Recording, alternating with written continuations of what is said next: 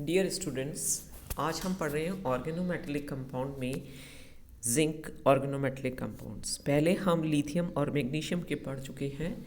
Zinc जो है वो आपका लास्ट ऑर्गेनोमेटेलिक कंपाउंड है। फ्रैंकलिन ने 1949 के अंदर इसको इजाद किया था।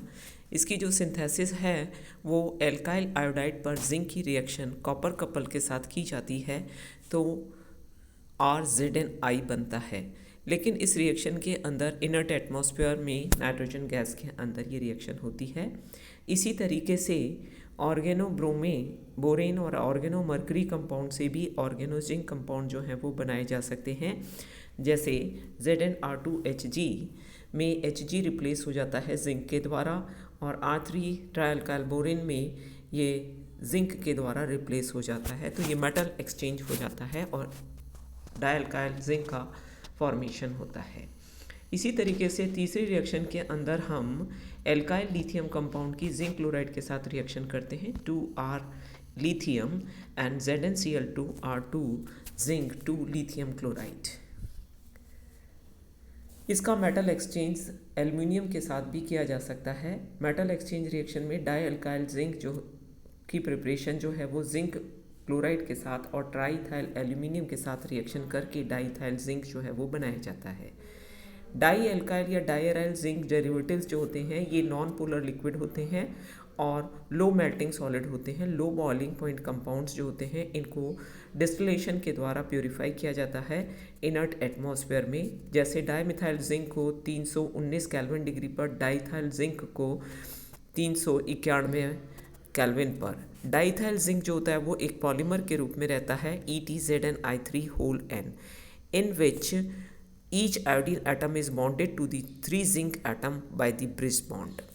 इसी तरीके से डाईमिथाइल जिंक और डाईथाइल जिंक जो होते हैं वो सेल्फ इनफ्लेमेबल कंपाउंड होते हैं और दूसरे जो अल्काइल जिंक डेरिवेटिव होते हैं वो हवा के साथ या पानी के साथ रिएक्ट करके हाइड्रोकार्बन जो है वो बनाते हैं। जैसे R2Zn2H2O 2RHZnO2। ऐसे ही डाई एल्काइल जिंक जो है वो हीट करने पर डिकम्पोजिशन होकर डाई एल्काइल जिंक जो है वो देते हैं 2RZnI। हीट करने पर R2Zn + ZnI2। रिएक्शन इसी तरीके से डाइअल्काइल जिंक की जो है वो टर्शरी ब्यूटाइल क्लोराइड के साथ की जाती है तो ये क्वाटरनरी कार्बन डिओपेंटेन जो है वो उसका फॉर्मेशन करते हैं और साथ ही मिथाइल जिंक क्लोराइड भी बनता है। डाईमिथाइल जिंक की एसिटाइल क्लोराइड के साथ रिएक्शन करने पर कीटोन जो है वो बनता है और एल्कीन के साथ ये क्रिया करके साइक्लोप्रोपेन बनाते हैं। एल्कीन के साथ इसमें एडिशन रिएक्शन होती है। इसी तरीके से ऑर्गेनोजिंक डेरिवेटिव कंपाउंड जो होते हैं वो रिफॉर्मेट्स की रिएक्शन में एक इंटरमीडिएट के रूप में यूज़ किया जाता है और रिफॉर्मेट्स की रिएक्शन के अंदर अल्फा ब्रोमो एस्टर को जो है वो बीटा हाइड्रोक्सी एस्टर के अंदर कन्वर्ट किया जाता है। जैसे BrCH2COO2 bromo ethyl acetate zinc ketone के साथ रिएक्शन कर रहा है तो ये R2ZnOBr CH2O Br में जुड़ता है और हाइड्रोलिसिस करके हम इसको बीटा हाइड्रोक्सी एस्टर के अंदर कन्वर्ट कर सकते हैं।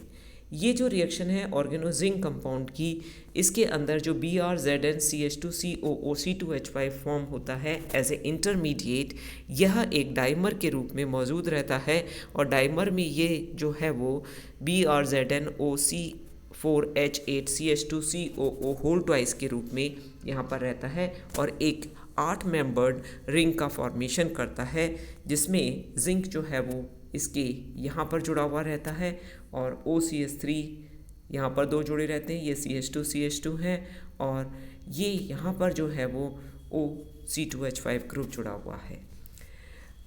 19वीं और 20वीं सदी के अंदर डाइअल्काइल जिंक डेरिवेटिव्स का यूज़ जो है वो कॉरस्पॉन्डिंग अल्कोहल बनाने के लिए किया जाता था, लेकिन जब से ग्रिग्नार्ड रिएजेंट का इन्वेंशन हुआ है तब से इसका जो यूज़ है वो करीब करीब ख़त्म हो चुका है। तो ग्रिग्नार्ड रिएजेंट ज़्यादा इम्पॉर्टेंट रिएजेंट है as compare to organometallic zinc compound. इसके साथ ही हमारा ऑर्गेनोमेटेलिक कंपाउंड का जो चैप्टर है वो फिनिश होता है। अब आप पूरी तैयारी कर लें, नेक्स्ट टाइम पे असाइनमेंट दिया जाएगा। Thank you.